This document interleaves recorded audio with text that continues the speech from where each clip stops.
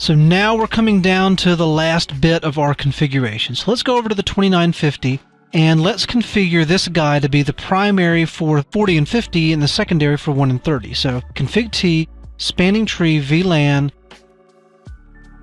root, secondary. And then we'll do spanning tree, VLAN, 40, 50, root, primary.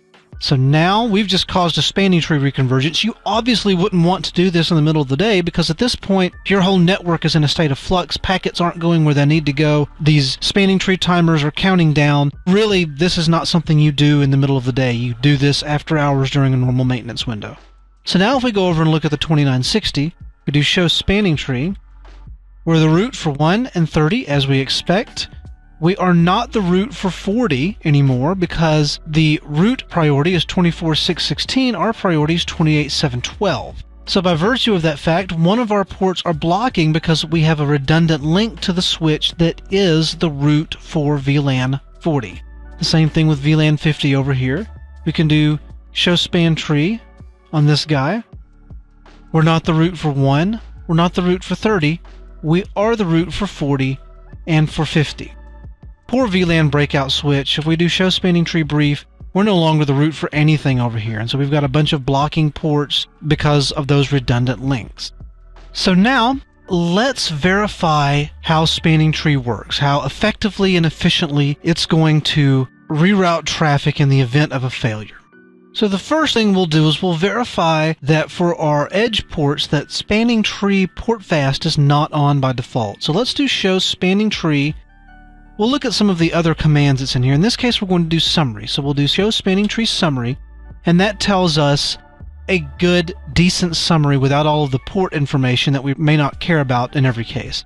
In this case, we are in PVST mode per VLAN spanning tree, as opposed to MST mode, which we'll talk about a little later when we discuss rapid spanning tree. It says we are the root bridge for VLAN 1 and VLAN 30. Extended System ID is enabled, and the Extended System ID is where it adds the VLAN ID to the priority. Portfast Default is disabled, Portfast BPDU Guard is disabled, BPDU Filter is disabled, Loop Guard is disabled. Really everything is disabled except for Ether Channel Misconfig Guard. We also get a summary of all the VLANs and how many ports in each VLAN are in the blocking and listening and forwarding state, so on and so forth. So that works very well on 2960. Let's run the same command on the 2950. Just to make sure that we're going to get the results that I expect to get, to be honest. So in this case, Portfast Default is disabled, so unless we specifically configure Portfast on our edge ports, it will not be enabled. So, I have two hosts on my network here. I have this server and I have a Windows XP box connected to a different switch. One's connected to the 2960, one's connected to the 2950. They're both connected on port 3 on this switch. So if I go out to a command prompt here, I do ping 10.10.10.50, which is the other box on my little subnet here. You'll see that it's got a reply back from it. So without Portfast turned on, let's see how long a port takes to come online using all the default timers. So I'm going to do this, and I'm going to do a ping-t to do a continuous ping. So I'm going to the 2950 and do config T, interface fast Ethernet 0/3, going to shut down that interface. You notice that my pings stop because that interface is physically shut down now. It's just like I've unplugged the cable, although I can't unplug the cable because my lab is actually in another room so that all the fans don't get picked up on the microphone. However, by shutting or no shutting the port, I can simulate plugging in this cable very well. So let's do this, and we'll do no shut, and let's see how long it takes this guy to start responding again. So we do no shut, and we'll sit here. There's the interface that's just come up. So let's sit here, and I'm not going to pause it just so you can see how long it takes by default with non-rapid spanning tree for a port to come online. We're running about 10 seconds so far. Now remember, my workstation is not going to send BPDUs, so it's going to wait the entire 20 seconds before this port figures out, okay, I'm not connected to a switch, so let me start forwarding packets. And there we go. You saw it took about 20 seconds from the time I brought the interface up to the time that I started getting packets back from that host. Now, of course, this host is configured with a static IP address, but you can imagine if the network card came up and Windows immediately started asking for a DHCP address, it's not going to get one before Windows times out and stops looking for one. We've just shown you how long a port takes to start forwarding traffic when it comes up initially. What happens if there's a network failure and we're not running rapid spanning tree? Now, regular IEEE spanning tree uses all of those forwarding timers to determine when a host has died and so on and so forth. But let's look at this configuration here. So we have VLAN 1, the root of VLAN 1 is this 2960 over here. So we're going to look over here on this 2950 and do show spanning tree, and we're actually just going to say VLAN 1 because that's the only one we care about for the time being. And you see that our path to the root is fast Ethernet 047. So let's start this ping again, ping 1010.1050 from this guy. And I'm going to go into this 2950 and I'm going to shut down fast Ethernet 047. And we'll see how long it takes spanning tree to reconverge using all the default timers. So config T, interface fast Ethernet 0/47. I'm going to simulate a failure. Let's say someone trips over this cable and yanks it out of the port. So we'll shut this down. You'll notice that we stopped getting pings. And it's been a few seconds. We're still not getting pings. Okay, I was on a voice over IP call. My call just dropped. My phone went dead because I no longer have a talk path.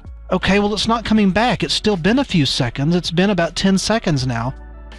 Dadgummit, something must be up. Let me get out my cell phone here. I'm going to call the network admin guy. At this point, your phone's ringing off the hook. Hey, my call just dropped.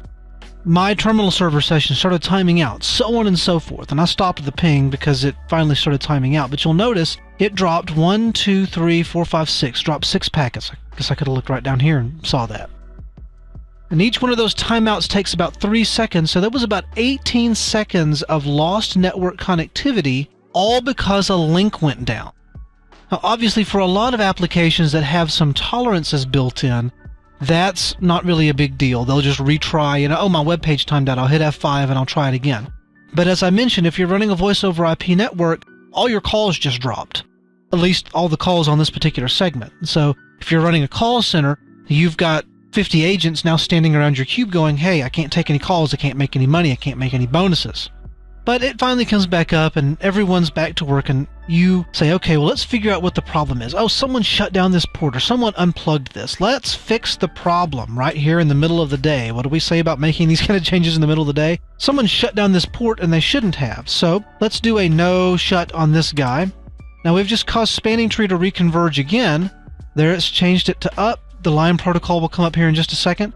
You'll notice because we're causing spanning tree to reconverge, now that we've fixed the problem, we've brought down the network again because now spanning tree has to figure out, oh, this link came up. Hey, are you the root bridge? Do you have a lower priority than me? Do you have a lower MAC address? Are there any other paths to get to this particular host on VLAN 1? Who's the root bridge for VLAN 1? I'm not the root bridge anymore. Are you the root?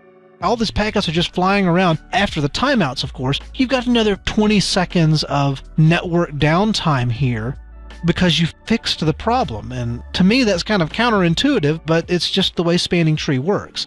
So as you can see, there are some pretty big issues with spanning tree using the default timers. Now you can tune down the default timers on regular spanning tree, or you can just run rapid spanning tree or MST.